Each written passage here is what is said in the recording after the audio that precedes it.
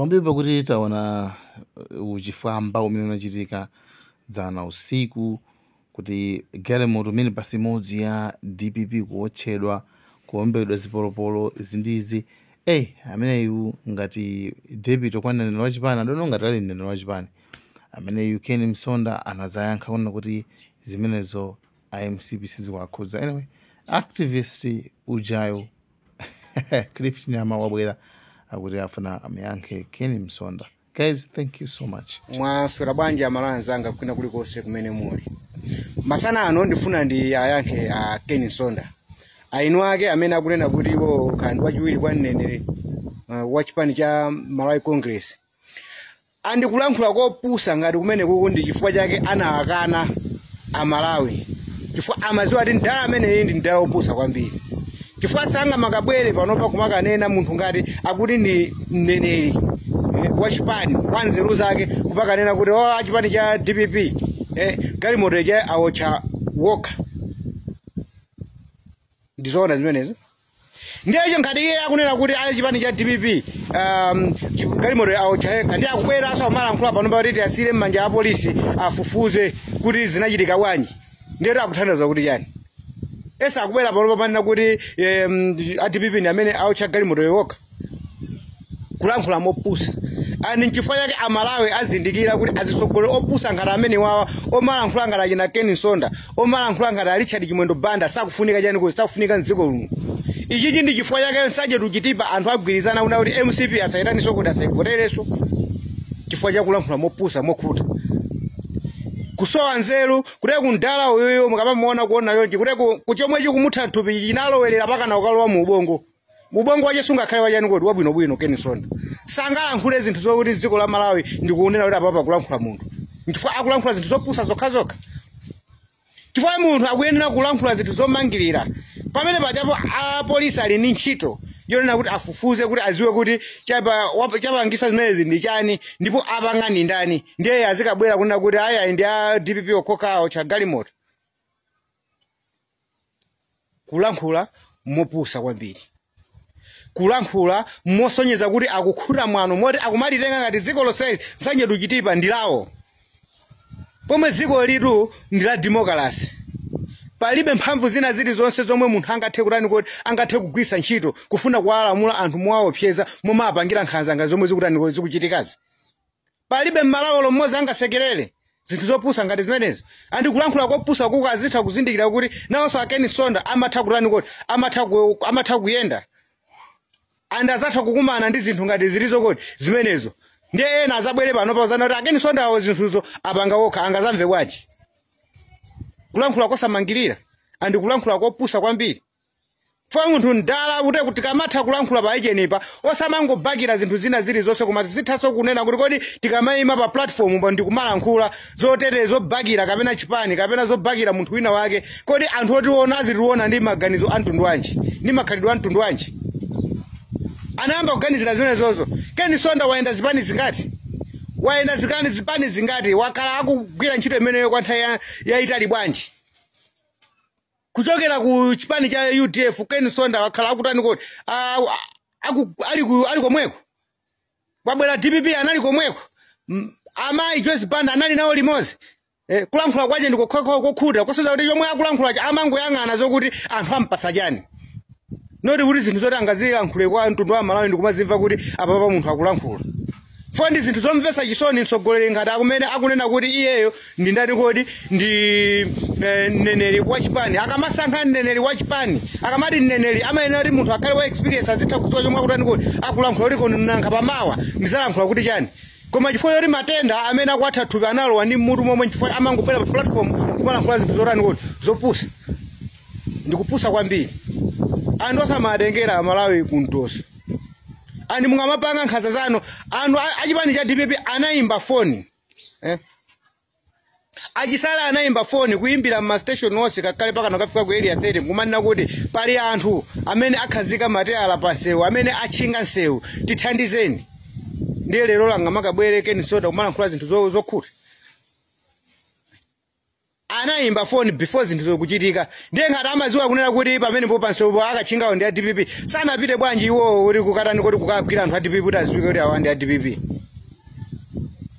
Kulankhula kosaganiza, kulankhula kongotenga mphamvu zonse nkumatenga ngati kuti onse amene ali a opposition ndionena kuti alibe mphamvu zina zili zonse koma akuyiwala kuti mphamvu zili mwa anthu amene pano pa kumakhala kumamenya kampeni kumene kuti anthu azatani kuti azavote mphamvu zili m'manja mwawo. Ndiye tikamalankhula nthawi zina ngati zimene zizi zitha kulingalira kunena kuti ilili ndi chani kuti ilili ndi dziko zinthu zimatani kuti zimasintha.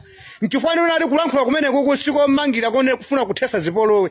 Kulankhula kumene kuku ndi kwa chani kuti kobweresa mkwiyo kwa Amalawi kuti azitha kupanga behave zinthu zina zake zomwe zili zolakwika. Kwa mawu amene walankhula Ken Nsondawa kuti abwereke zomwezo zizachitika ku MCP ko anthu ena azafuna kuti apange zomwezo kububwezera MCP yo then kuti azatuluse sumonkhata amene wakuti apanga okha.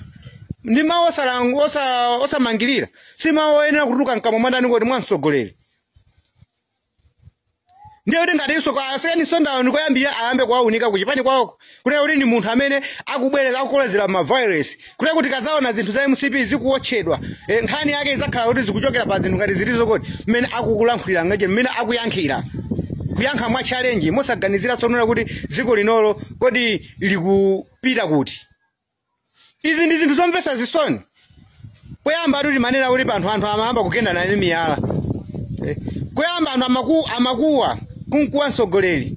Zabwera ku miyala paka na kugenda convoy ya president. Lero zikupitirirabe paka anthu anafika matenga yoti ena kupanga sponsor kugula zikwanje za mbirimbiri ndi kuyamba kugawira kwa anthu kuti aziyopseza chitetezo cha dziko lino kumaopseza anthu amene akufuna panga exercise mafulu awo. Lero tikunena pano pazafika kumfuti. Mwa kuti munthu akuti amene akuti yeye ndi mneneri Ken Nsondawa ayambe kuona kuti kodi tikupita kuti. Ndi pamene akubwera no pa platform mankhula zinthu zokukula. Zinthu ngazoma akulankhula Ken Nsondawa mufuna kuti munthu uzeta upanga kunena kuti zipolowe zingathe dziko muno.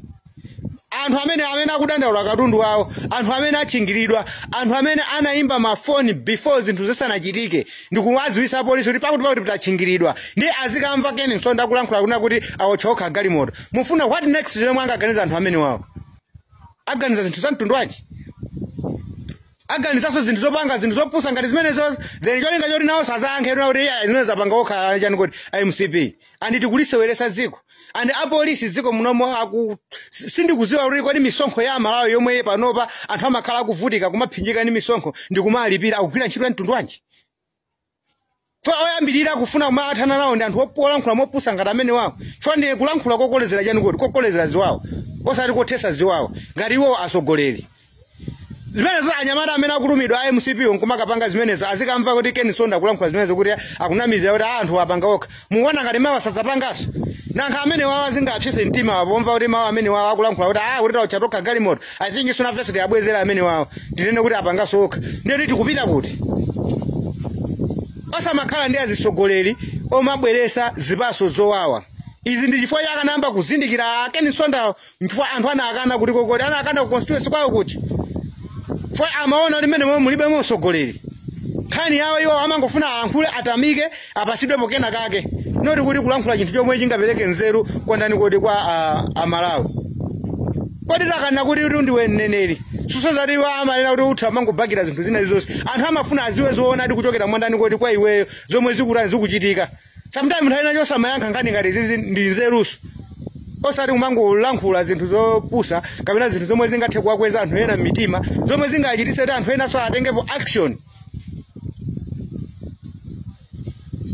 Zonsezi zikuchitika chifukwa cha kusowa mphamvu kwa polisi yathu yomwe yamangiridwa yakhaliridwa panopa ndi ndani kodi ndi chipani cha MCP.